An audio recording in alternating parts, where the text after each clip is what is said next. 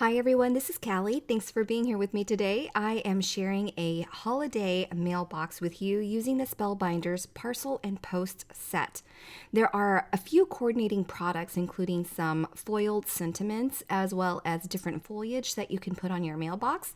So here's the main set with a more springy summer fall foliage type, and then we have the Christmas parcel and post decorations where we're going to have more holiday sprigs that I'm going to be using on my card.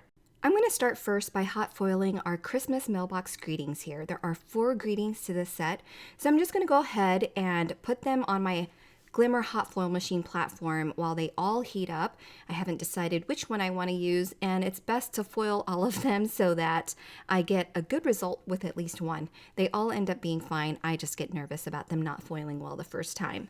So my platform is ready, and I'm just getting all of my sentiments together. Now with the mailbox set, there's going to be this little piece here that will die cut all of the sentiments so that you can place it perfectly onto your mailbox when it's constructed. And I know I want my mailbox to be red. I've pre-cut some red cardstock that I'm going to use for my mailbox for these sentiments that I'm going to foil. If you want to create a mailbox that's for all occasions, there is an all occasions mailbox greetings foil set as well. Super handy. And there is also a stamp set. So be sure to check those products out. I will be using just the Christmas. We're leading into the holidays. I just couldn't help myself with the holiday sprigs and the holiday theme. Okay, so once I placed everything on my platform, I hit that timer button, and as soon as it stopped blinking, I went and undocked it and ran it through my die cutting machine, redocked it, and then peeled away all of the foil, and it all foiled perfectly. Once I have all my sentiments done and ready and my platform is put away, I can go ahead and die cut these sentiments using that little mailbox rectangle die. And then now I'm just cleaning up my foiling. There are a few areas where it's over foiled or the foil has rubbed onto the cardstock, and I just buffed that away with a Tombow sand eraser. Okay, those are good to go. I'm going to set them aside and we'll choose a sentiment later. Before I started filming, I went ahead and pre-die cut all of my holiday foliage and the mailbox. So I went ahead and used a combination of regular colored cardstock as well as some glitter cardstock in green, red, and gold. And I also have some matte gold cardstock in there as well. So right now I am just piecing everything together. There are a few things to piece over the mailbox to create a little bit of dimension and depth. And then I'll go ahead and piece together all the other elements from the Parcel and Post Christmas decoration set that I die cut in all the different cardstock. I doubled up on the bow. I thought it'd be really pretty to make it a little bit more frilly with all of the different loops and strands. And then we'll piece together the candy cane as well as the peppermints. There are these little sticks that you can glue the peppermints on so that they act as little decoration sprigs. So I really love that. I thought that was really clever. And then we can work on our sprigs.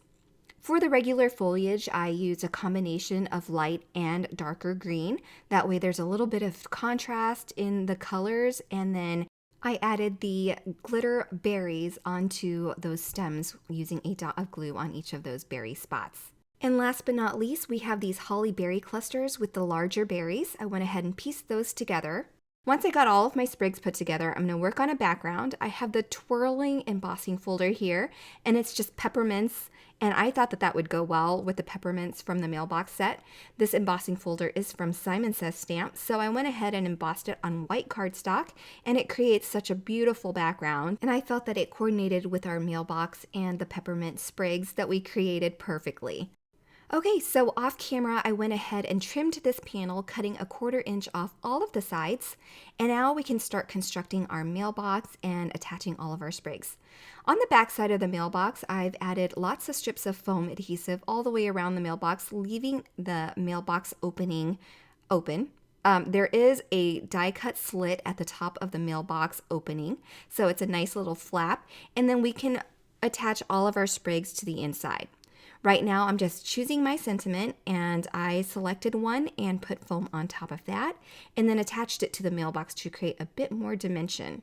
So now that that sentiment is there, we can go ahead and start attaching all of our sprigs. I'm using some liquid adhesive and hoping that attaches itself to the mailbox somewhere. I'm just holding it down for a few seconds with each thing that I adhere down, just to make sure that it does adhere well before I move on to the other sprigs. So I'm going to work my way around using one kind of sprig at a time, making sure that it's nice and even, and then we'll create a nice bouquet of Christmas foliage coming out of this holiday mailbox. I'm going to work on my berry stems next, making sure that I leave a lot of space at the top so that they're sticking out and can be visible, because we have lots of sprigs to stick in here. On the back of the peppermint sticks, I do use a 3D foam square on the back of them to make sure that they stick up well and are sturdy in place. Then I'll attach a little piece of 3D foam tape on the back of this bow as well. And by the time I add my candy canes, there's not a whole lot of space for those holly berries and those holly berry clusters. So I'm going to go ahead and attach that at the bottom of my mailbox for a bit more interest at the bottom of the mailbox, adding 3 leaves and 1 cluster of berry leaves. And I had lots of holly leaves that I die cut, so I'm going to go ahead and attach them here and there all around my holiday foliage at the top of my mailbox.